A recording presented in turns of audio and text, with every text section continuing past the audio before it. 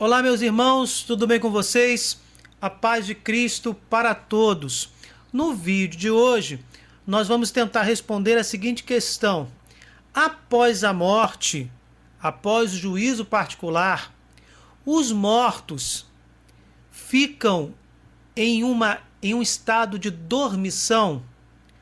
Os mortos dormem até o juízo final? Esta dúvida é muito importante porque ela divide as denominações cristãs. Nós temos de um lado a Igreja Católica e outras denominações cristãs que afirmam que logo após a morte vem o juízo particular, e depois a alma vai para o inferno, para o purgatório ou para o céu. E essas almas não dormem, porque as almas são espirituais. Elas estão acima da matéria, logo elas não se corrompem, elas não se desmancham, elas não se cansam, elas não são corporais. A alma é espiritual e logo não se cansa, não volta ao pó como o corpo. E do outro lado, nós temos denominações cristãs que afirmam que após a morte, os mortos dormem. E somente no juízo final, estas almas acordarão e receberão o corpo ressuscitado, no caso das almas que vão para o céu, ou o corpo obscurecido, ou o corpo tenebroso, para aquelas almas que se precipitam no inferno. Antes de mais nada, precisamos entender que logo após a morte vem o juízo particular, como está em Hebreus 9, 27.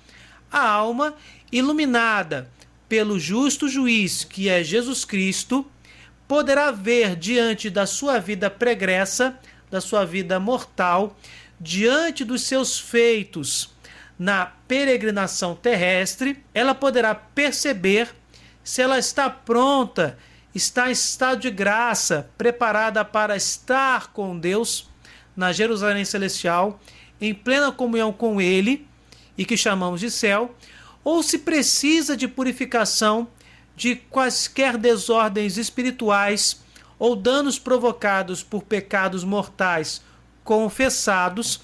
A este momento de purificação nós chamamos de purgatório, e essas almas, após um tempo espiritual específico, diante da vida pregressa de cada uma, irá, depois dessa purificação, para o céu, ou a alma perceberá, iluminada pelo Espírito Santo de Deus, diante do justo juiz, que é Jesus Cristo, ela perceberá que a sua vida pregressa, que a sua vida mortal é repleta de pecados mortais conscientes, não confessados, não arrependidos eficazmente, e que ela demonstra com isso que não deseja entrar em comunhão permanente com Deus, não aceita o senhorio do Altíssimo, e com isso se precipita para o inferno, que seria a completa ausência do Senhor para todo sempre. Nessas três condições, após o juízo particular, inferno,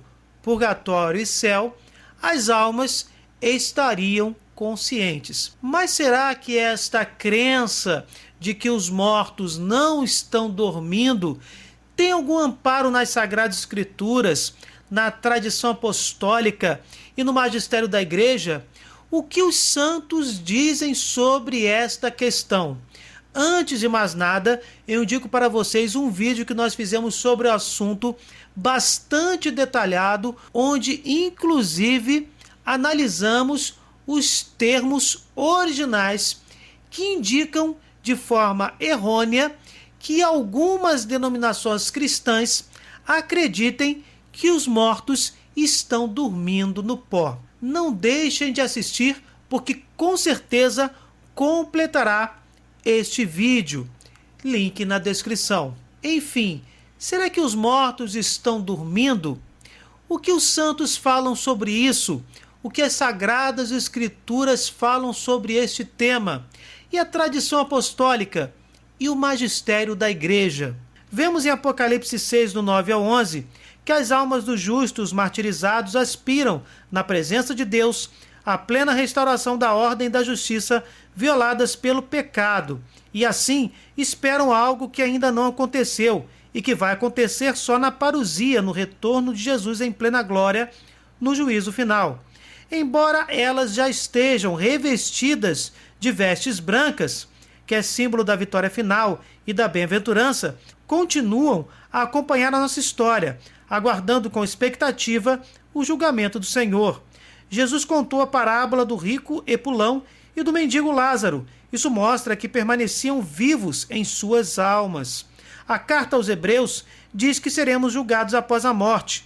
Logo, a alma está viva, como falamos em Hebreus 9:27, por ocasião do juízo particular. Em Apocalipse 6, do 9 ao 11, escutamos: Quando abri o quinto selo, vi debaixo do altar as almas dos homens imolados por causa da palavra de Deus e por causa do testemunho de que eram depositários.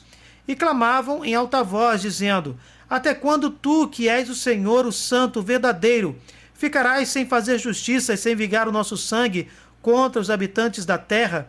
Foi então dada a cada um deles uma veste branca, e foi-lhes dito que aguardassem ainda um pouco, até que se completasse o número dos companheiros de serviço e irmãos que estavam com eles para ser mortos. Estas vestes brancas indicam que tais almas humanas passaram pelo juízo particular, como está em Hebreus 9:27, e estão no céu, aguardando o juízo final, aguardando o retorno de Jesus em plena glória, aguardando a ressurreição da carne.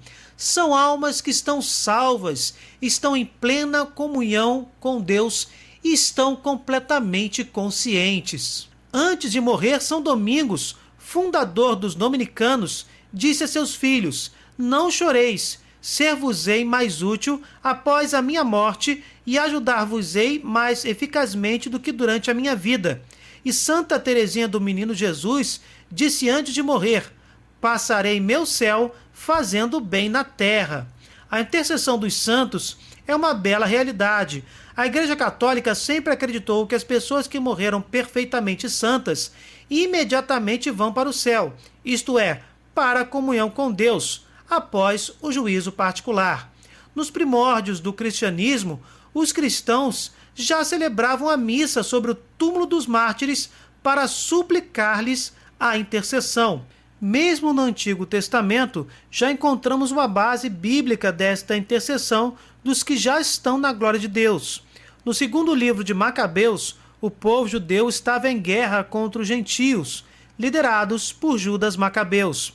Para levantar o ânimo dos guerreiros, Judas contou-lhes a visão que teve, onde Onias, sacerdote já falecido, e Jeremias intercediam por eles. Logo, estavam conscientes, não estavam dormindo. A tradição da Igreja está repleta de confirmações sobre a intercessão dos santos.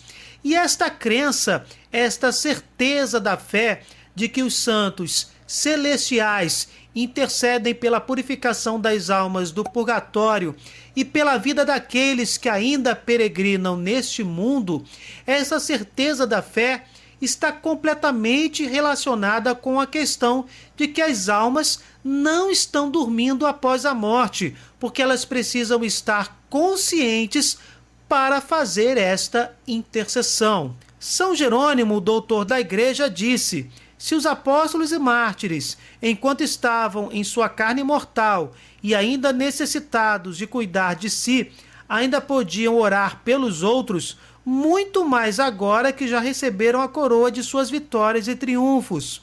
Moisés, um só homem, alcançou de Deus o perdão para 600.000 homens armados, e Estevão para seus perseguidores. Serão menos poderosos agora que reinam com Cristo? São Paulo diz que com suas orações salvara a vida de 676 homens que seguiam com ele no navio, naufrágio na ilha de Malta. E depois de sua morte, cessará sua boca e não pronunciará uma só palavra em favor daqueles que no mundo, por seu intermédio, creram no Evangelho?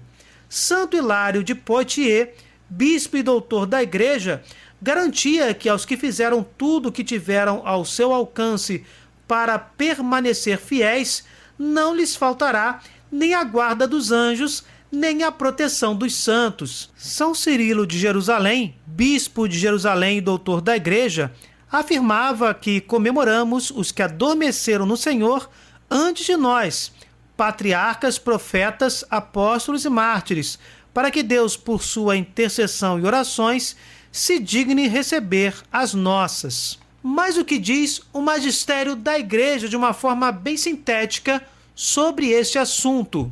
O Concílio de Trento, em sua 25ª sessão, confirmou que os santos que reinam agora com Cristo oram a Deus pelos homens.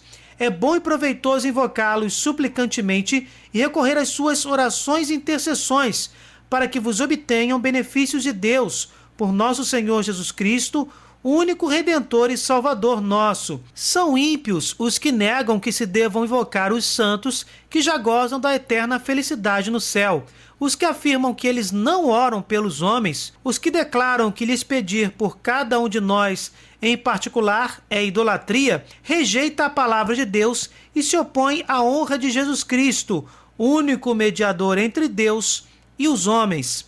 É importante lembrar também que a intercessão dos santos não substitui a mediação de Jesus Cristo, que é uma mediação única. Pelo contrário, esta intercessão reforça a mediação de nosso Senhor. É o que diz o professor Felipe Aquino. Essa intercessão, especialmente a de Nossa Senhora, que é a mais poderosa de todas as intercessões, não substitui a mediação única de Cristo. Ao contrário, a reforça, pois, sem a mediação única indispensável de Cristo, nenhuma outra intercessão tem valor, já que todas são feitas através de Jesus Cristo. Por isso a Igreja não teme invocar os santos e suas preces por nós diante de Deus.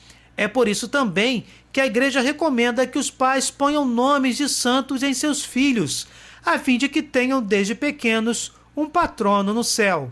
Portanto, meus queridos irmãos, temos que ter esta consciência de que a realidade da intercessão dos santos e dos anjos está completamente vinculada à única mediação de Jesus Cristo e que também confirma, sem qualquer dúvida, de que os mortos não estão dormindo após a morte. Existe o juízo particular e logo em seguida as almas saberão se vão para o inferno, se vão se precipitar para a ausência completa de Deus, se vão ainda se purificar no purgatório ou se vão entrar no estado lugar do céu. Ó sangue e água que jorrastes no coração de Jesus, como fonte de misericórdia para nós, eu confio em vós. Louvado seja nosso Senhor Jesus Cristo, para sempre seja louvado. Se vocês gostaram, deixem o seu like, compartilhem, se inscrevam no canal. Fiquem com Deus, desculpem qualquer coisa e até o próximo vídeo.